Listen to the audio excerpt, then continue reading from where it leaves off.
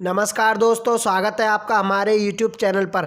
आज हम पढ़ेंगे गीता का 5वां अध्याय कर्म संन्यास योग। भगवान श्री कृष्ण से अर्जुन ने पूछा, हे केशव, त्याग कर्म और फल रहित कर्म में से कौन सा कर्म श्रेष्ठ है? आपने इन दोनों ही कर्मों की श्रेष्ठता का बखान किया है, फिर भी इनमें से अति कल्याणकारी कर्म कौन सा है जिससे मेरा कल्याण हो सके, वह आप मुझे बताइए। अर्जुन का प्रश्न सुनकर भगवान श्री कृष्ण बोले, हे अर्जुन, त्याग कर्म और फल रहित कर्म की श्रेष्ठता एक समान है, जबकि निष्काम कर्म साधन की सरलता के कारण श्रेष्ठ माना गया है। कर्म करते समय मन में त्याग की भावना लेकर इंद्रियों व शारीरिक कृत्यों का त्याग किया जाता है, जबकि निष्काम कर्म में भगवत कृत्यों में संभाव रखा जाता है। अतः ये श्रेष्ठ है। हे कौन्ते, जो प्राणी इस रहस्य को जानता है वह दुख एवं सुख से रहित सन्यासी प्रवृत्ति का होता है। ऐसा प्राणी किसी के प्रति द्वेष की भावना नहीं रखता और ना ही उसके मन में किसी प्रकार की कोई कामना रहती है।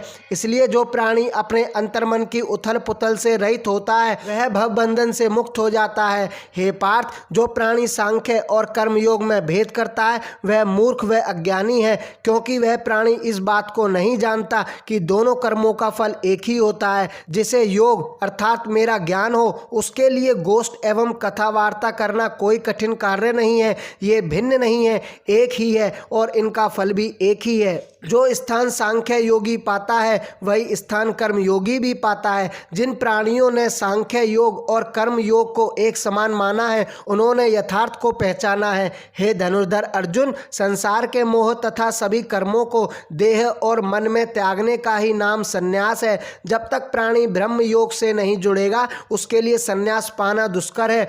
संस्मरण के साथ मेरा नाम जुड़ जाता है तब वह स्वयं संसार के सभी मूलभूत सुखों को भी भूल जाता है। यही सन्यासी के गुण हैं। स्मरण योग से बंदा सन्यासी अति शीघ्र परब्रह्म को प्राप्त होता है। हे अर्जुन, निष्काम कर्म के बिना सन्यास कर्म का होना असंभव है तथा निष्काम कर्म अर्थात भगवत चिंतन के द्वारा ही परम तत्व की प्राप्ति सरलता से हो जाती है। अतः हे कुंती पुत्र अर्जुन, निष्काम कर्म करने वाले प्राणी का मन शुद्ध होता है। वह सभी प्राणियों में एक ही तत्व को मानकर निष्काम भाव से कर्म करते हुए उसी में निर्लेप रहता है। तत्वज्ञानी अर्थात सांख्य योगी सभी कर्मों को करते हुए भी उन कर्मों के प्रति आसक्त नहीं होता, अर्थात वह मानता है कि नेत्र देखते हैं, कान सुनते हैं, नासिका सूंघती है, जीभ स्वाद लेती है, सांस आती जाती है, हाथ अपना कार्य करते हैं, पैर चलते हैं, निंद्रा आती है और जाती है, आदि सभी क्रियाएं स्वयं हो रही हैं तथा इनमें उसका कोई योगदान नहीं है। इन सबसे अलग मैं आत्मराम हूँ, मैं अकर्ता हूँ और इन सबसे अलग हूँ। हे पार्थ, तत्वज्ञानी स्वयं को अकर्ता तथा आत्मा के रूप में ही देखता है और कर्मों से स्वयं को पृथक मानता है। इसी वृत्ति से वह कर्म करता है, अतः उसे कर्मों का दोष नहीं व्यापता। जैसे जल में कमल निर्लेप रहता है वैसे ही वह प्राणी भी वासना से निर्लेप रहता है। हे अर्जुन, जो योगी है अपनी देह मन और इंद्रियों में सदकर्म करते हैं, स्नान आदि करते हैं तथा फल की इच्छा भी नहीं करते, वे निश्चय ही शांति पाते हैं। जो मन में किसी प्रकार की कामना लेकर ऐसा करते हैं वे मुक्त नहीं हो पाते बल्कि बंधनों में बंध जाते हैं। हे अर्जुन, जो तत्वज्ञानी है, इंद्रियों को वश में किए हुए हैं और स्वयं को कर्ता न मानकर मुझ में तथा मेरे सत्य रूप में ही लीन रहते हैं, वही प्राणी सबसे अधिक सुखी हैं। हे पार्थ, अब यह सुन कि मैं कैसा हूँ और अकारता ना होते हुए भी मेरा कार्य क्या है। वस्तुतः मैं संसार को उपजाता हूँ, मेरा स्वभाव माया में है। यह सारा संसार माया का खेल है और मुझे इस संसार से कोई प्रयोजन नहीं है। मैं ना किसी से पुण्य कराता हूँ और ना ही किसी को पाप करने के लिए प्रेरित करता हूँ। जो प्राणी अज्ञानी है वह अज्ञान से मोहित होकर पाप करता है और जो प्राणी मुझ निर्लेप और ईश्वर को न्यारा समझते हैं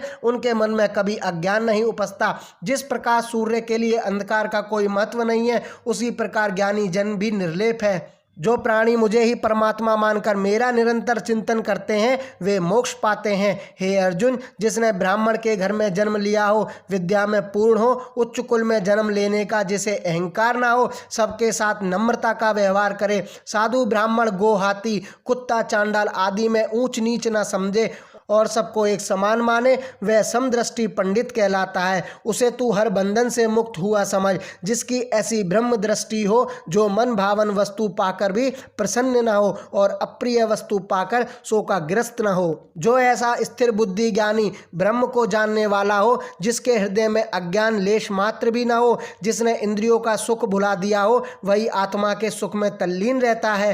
हे कुंती नंदन, जिसकी आत्मा ब्रह्म के साथ जुड़ी हुई है, उसने ही सच्चा अविनाशी सुख पाया है। अतः ऐसे ही प्राणी विषय भोगों को त्याग कर आत्मा का सुख भोगते हैं। वे इंद्रियों को भोगने की मोहमाया में सदैव दूर रहते हैं, क्योंकि इंद्रियों के भोग तो दुखों का भोग उपजाते हैं। हे अर्जुन, अब उनकी बात सुन जो फिर संसार में आगे कभी नहीं जन्मे। जिस ज्ञानवान प्राणी को काम क्रोध नहीं उपजता, उसका जन्म पुनः नहीं होता। जिसने योग की युक्ति जान ली, वही प्राणी संसार में सुखी भी है। हे पार्थ, जो योगी आत्मा के सुख से सुखी है, जो अंतरात्मा के आनंद से आनंदित रहते हैं और अंत ज्योति से ही प्रकाशमान है, वे ब्रह्म रूप होकर ब्रह्म को प्राप्त होते हैं।